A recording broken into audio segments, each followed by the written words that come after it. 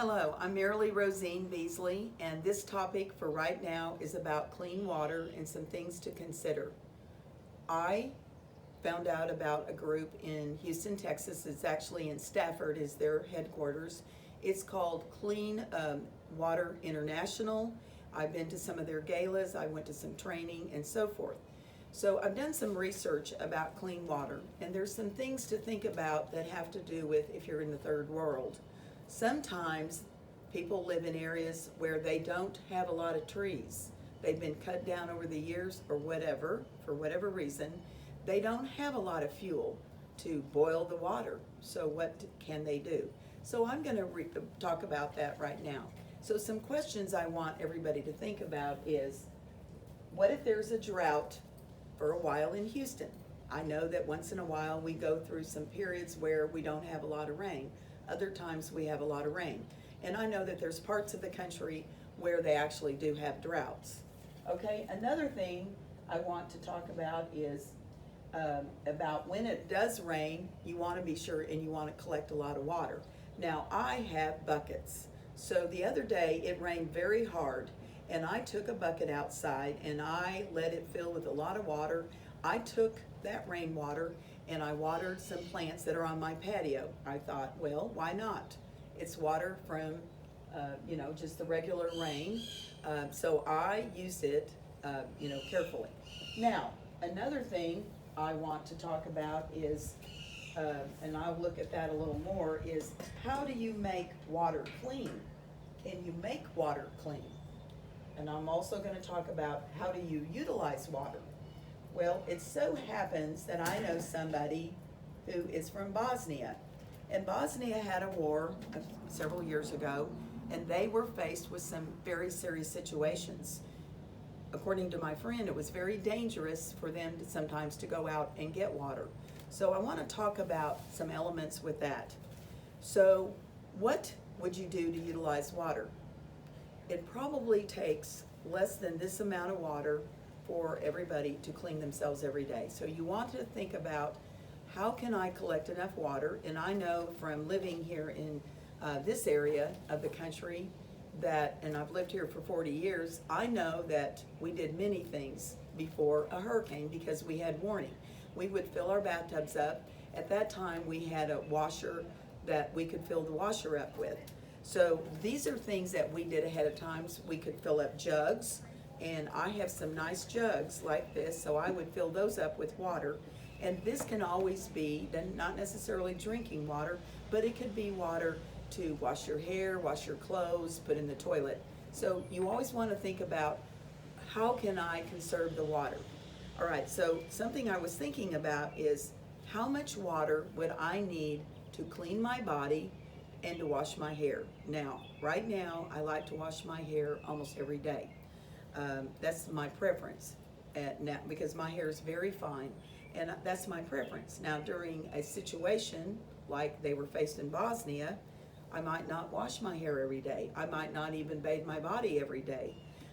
Or if I did bathe my body more frequently, I would be able to use less water.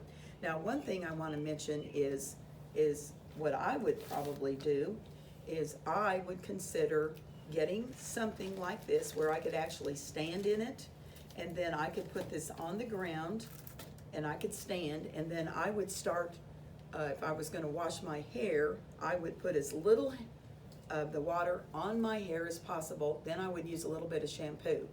Then what I would do is I would consider, like, there's a little soap in here, so I would consider, what do I need to do to get enough soap? And if I'm washing my hair, if I have soap, this is soapy, then I could utilize this to go ahead and wash my body.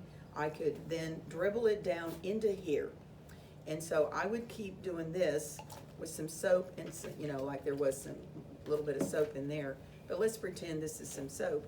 I would just keep doing this where I would shampoo my hair, and then I would rinse it, and then I would take a little bit more, and then I would keep going until my body was rinsed, and I would make sure that I had cleaned under my arms and my private area, and then I would stand, be sure I was standing in here. That means I can make sure that my feet have some soapy water. And so this won't take very much. I don't even think I would need all of this because my hair is so fine. So this is just an idea. I want you to, it's a concept. Then I could take this water.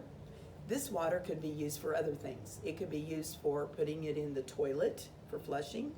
It might be used, like at my house here, I have a lot of rocks, so I might just pour it on the rocks, but I'm not gonna waste any water because I don't know when the next time is gonna be when I'm gonna get some clean water.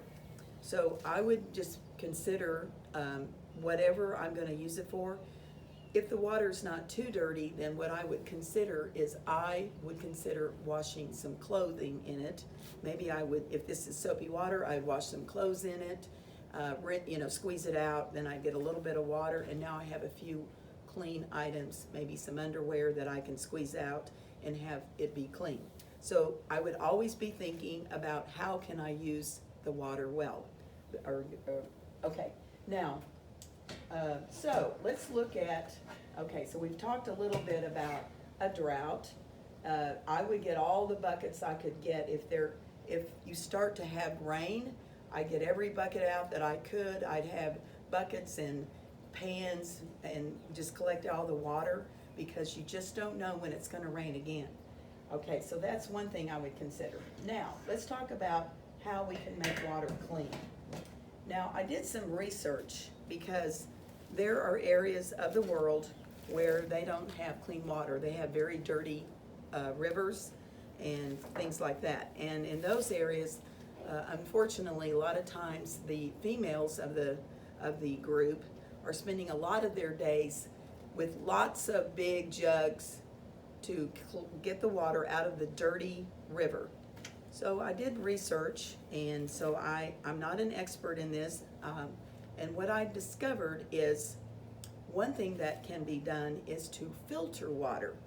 And the way that you filter water is that you take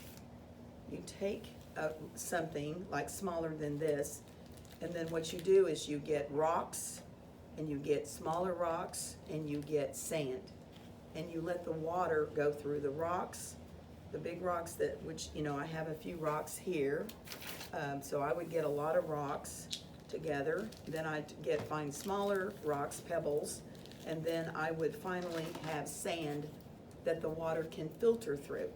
Now, that's filtering. That's still not, the water's not necessarily sanitized enough.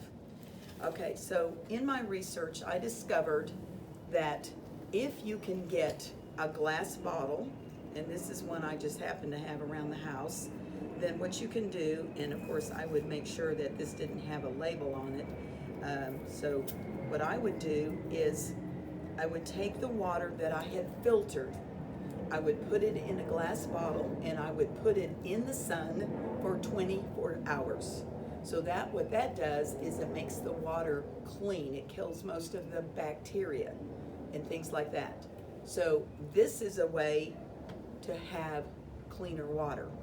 It's not gonna maybe be as purified as what we're used to, but it's certainly better than it would have been. So basically what you're doing, what I'm recommending is you consider doing the rocks, the pebbles, sand, and then putting it in a glass bottle for 24 hours and setting it in the sun. And once you do that, and of course you'll need obviously if I had a bigger bottle, that would be better, but this is just something I had handy. So those are some things to consider with clean water. So I trust that you'll look at the internet, look up Living Water International. Their headquarters are in Stafford, Texas. And like I said, I've been aware of their group for quite a while. They started many, many years ago. Their first well was in Kenya, and they have quite an interesting story. So anyway, those are some things that I want you to consider. Thank you.